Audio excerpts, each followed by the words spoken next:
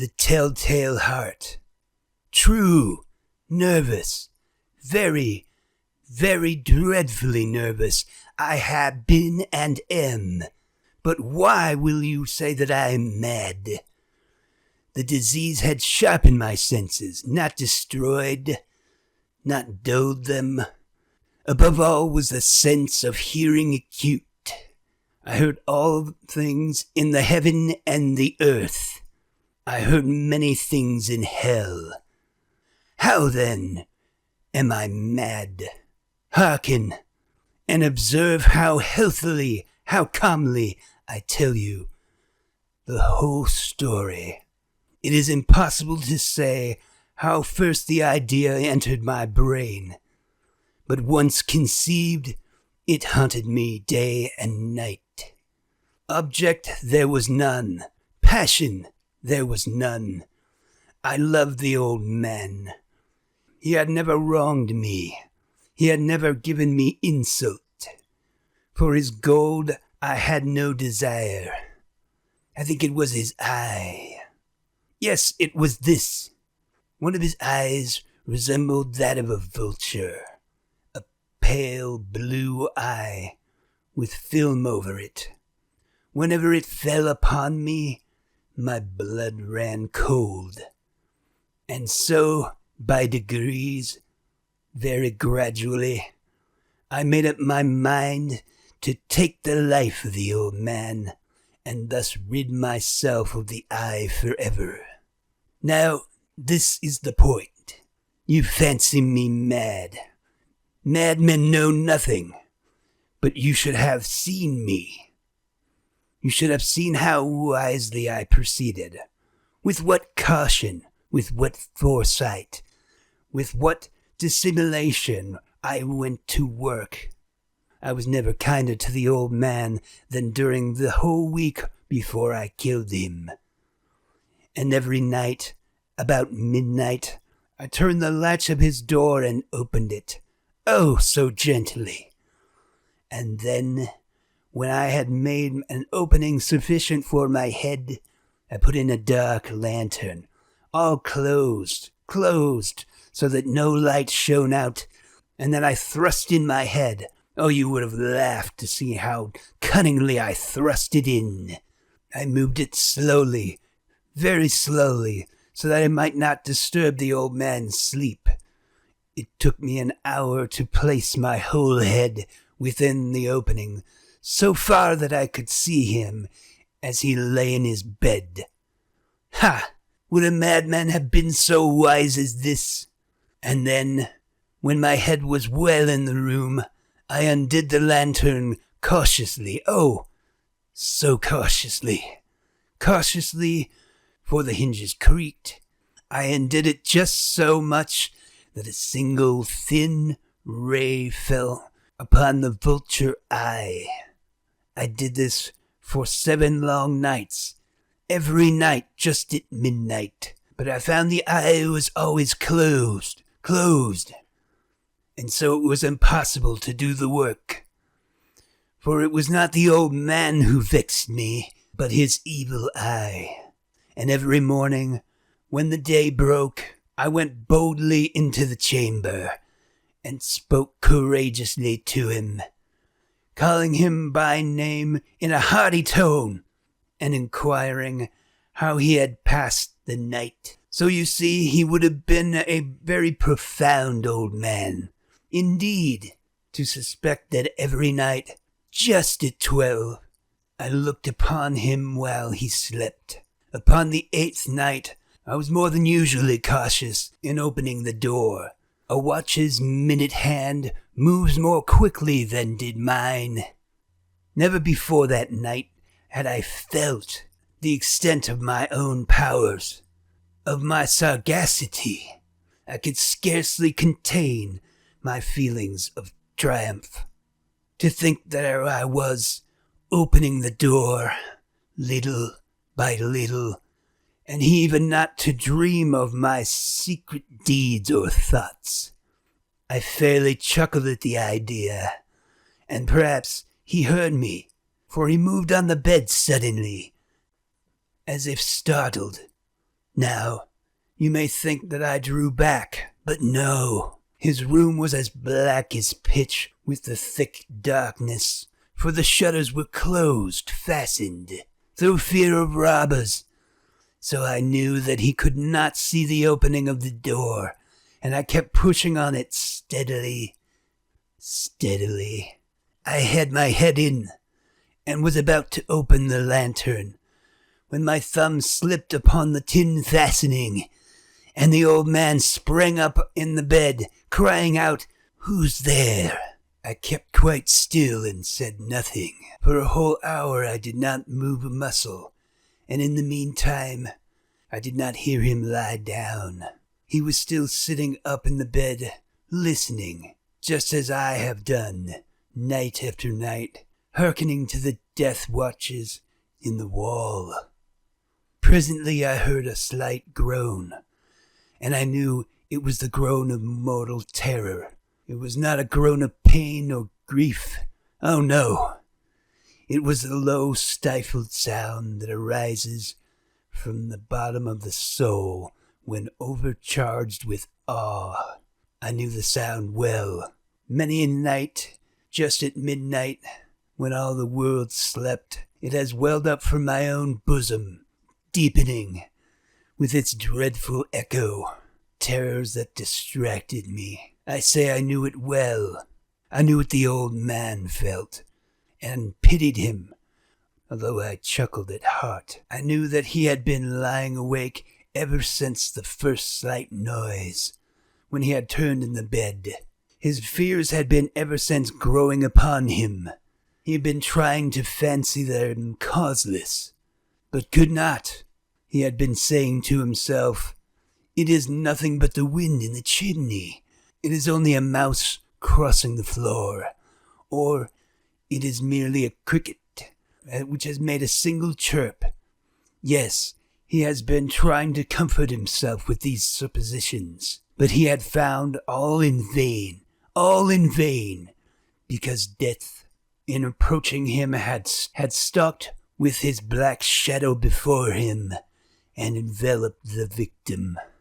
And it was the mournful influence of the unperceived shadow that caused him to feel, although he never saw or heard, to feel the presence of my head within that room. When I had waited a long time, very patiently, without hearing him lie down, I resolved to open a very, very little crevice in the lantern.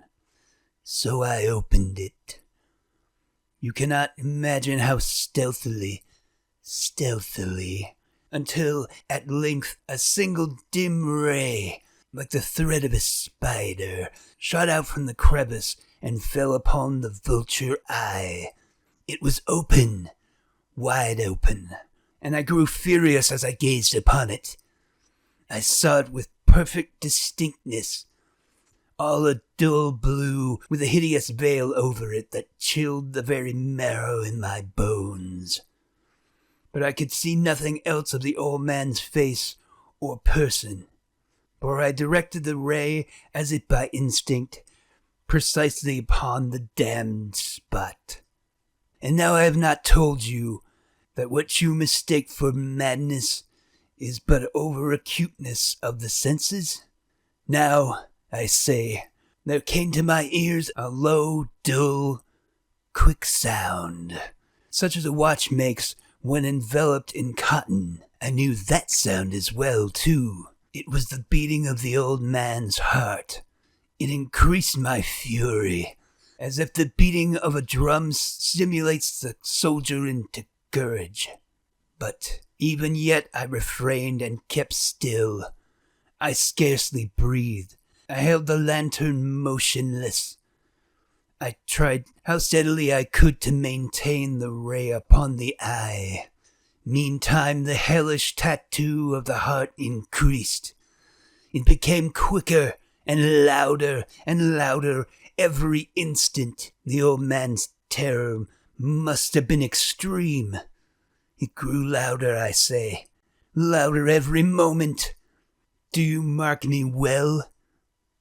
I have told you that I am nervous. So I am. And now at the dead hour of the night, amid the dreadful silence of that old house, so strange a noise as this excited me to uncontrollable terror. Yet, for some minutes longer, I refrained and stood still.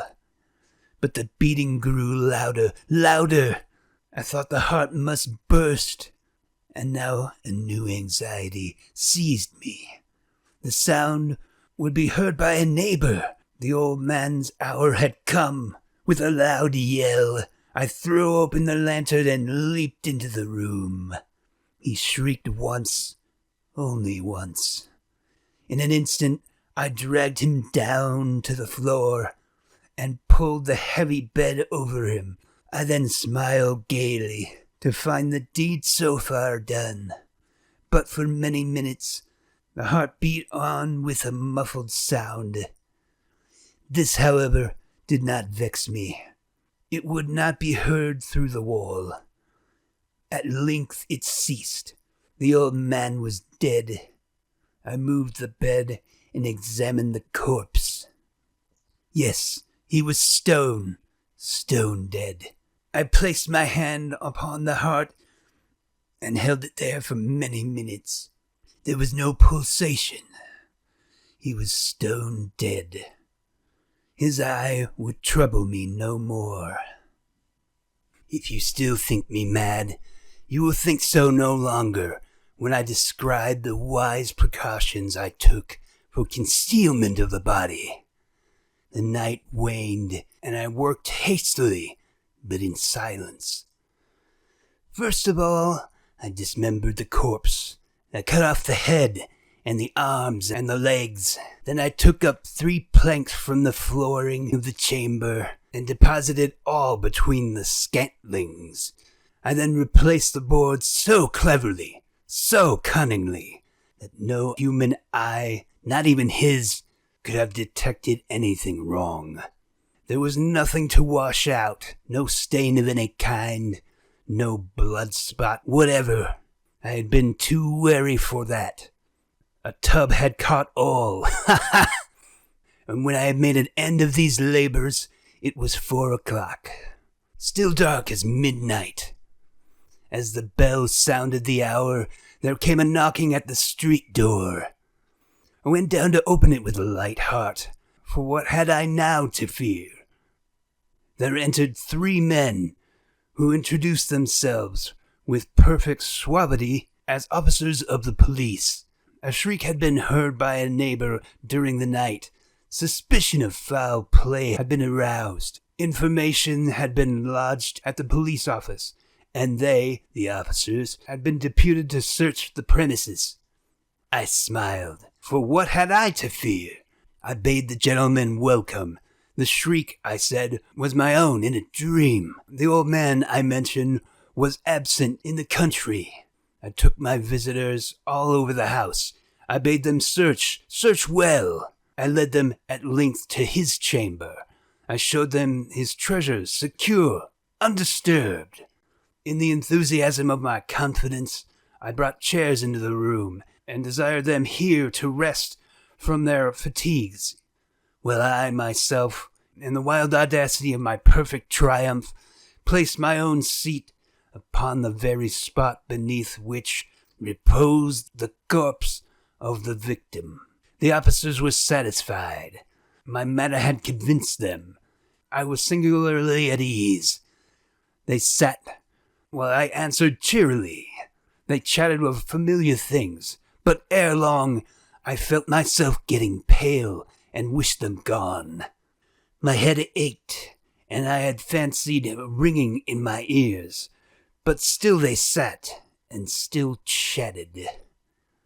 The ringing became more distinct. It continued, and became more distinct. I talked more freely to get rid of the feeling, but it continued and gained definitiveness, until, at length, I found that the noise was not within my ears.